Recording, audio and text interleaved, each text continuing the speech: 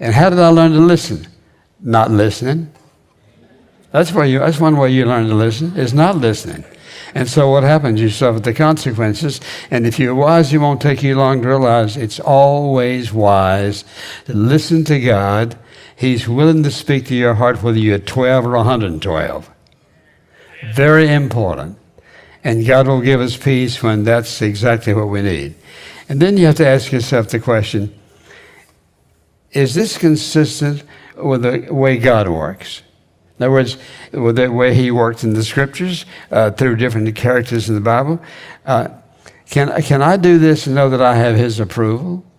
Listen, if it's consistent with the will of God, it'll be consistent with the Word of God.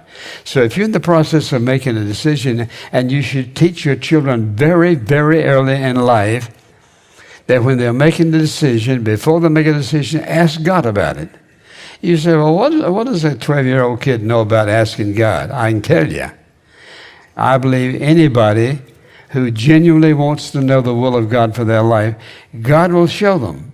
That if you're living in sin and distant from him, that's a whole different question. What he's going to show you is you need to get right with him. But the question is this consistent with what God says? You say, well, how will I know that? You turn to the Word of God. You say, well, I don't know where to turn. I'll tell you what I learned. I had my mother's big Bible and I had a big index. If I wanted to know something about anything, I'd get her Bible, turn to the index, and see if I found a word that had to do with what I was dealing with. You can find something about any subject. And so the question is it consistent with what God says?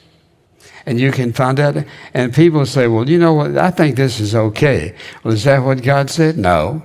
And sometimes the Word of God is so explicit, this is absolutely sin. And people say, well, I've prayed about it and I think it's okay. So, sometimes I think people are afraid to open the Word of God because what it will do, it will expose your life. It will expose your life. If you're being obedient to God, yes, you'll know it. If you're being disobedient to God, he will lead you to the verses that warn you not to partake in a particular area of your life. Then, of course, does this fit who I am as a follower of Jesus Christ? And that should settle a lot of things. Does this action fit who I am as a follower of Jesus?